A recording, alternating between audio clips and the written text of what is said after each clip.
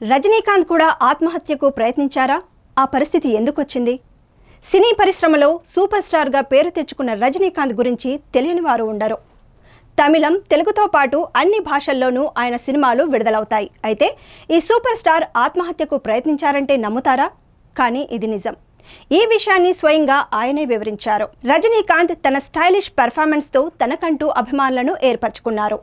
3 తరాల అభిమానులున్న రజనీ 1992లో తన భార్య లత కచేరీలో ఆత్మహత్యకు ప్రయత్నించారని చెప్పారు.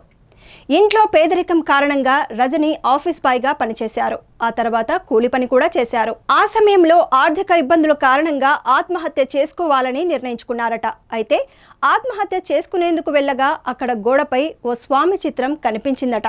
వెంటనే ఆత్మహత్య చేసుకోవాలన్న తన నిర్ణయాన్ని విరమించుకున్నారట రజనీకాంత్. అంతేకాదు, ఆ రాత్రి అతను నిద్రిస్తున్నప్పుడు తన కలలో మెరుస్తున్న ముఖంతో తన వైపు వస్తున్న వ్యక్తిని రజనీ చూశారట.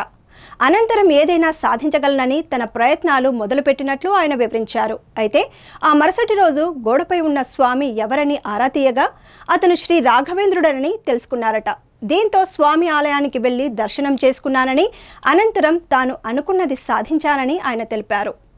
ఆఫీస్ బాయ్గా చేసిన రజనీ తర్వాత కండక్టర్గా మారి అనంతరం దర్శకుడు బాలచంద్ర గుర్తింపుతో పెద్ద స్టార్ అయ్యారు. శ్రీ రాఘవేంద్ర స్వామి మహిమతోనే తాను ఎదిగానని రజనీ చాలా సందర్భాల్లో చెప్పారు. ఇక శ్రీ రాఘవేంద్రునికి నివాళిగా నటుడు రజనీకాంత్ రాఘవేంద్ర స్వామి బయోపిక్లో నటించి మెప్పించారు.